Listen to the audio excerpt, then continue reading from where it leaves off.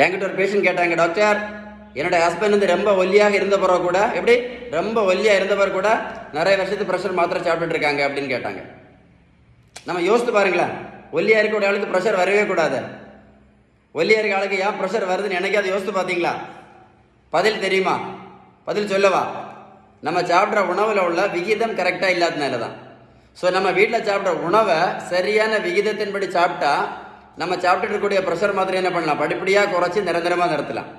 உங்களுக்கு விகிதம் சரியான உணவு முறை பற்றி ஏதாவது சந்தேகம் இருந்தால் என்னுடைய வாட்ஸ்அப் நம்பர் 9442407418 இந்த நம்பரை சேவ் பண்ணி வாட்ஸ்அப்பில் ஹாய்னு மெசேஜ் அனுப்புங்க. நான் கண்டிப்பாக உங்களுக்கு பதில் அனுப்புவேன்.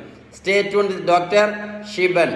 இன்னைக்கு கிட்னி ஃபெயிலியர், பக்கவாதம், இதுக்கெல்லாம் ரொம்ப ரொம்ப ரொம்ப முக்கியமான காரணம் எது தெரியுமா? High BP.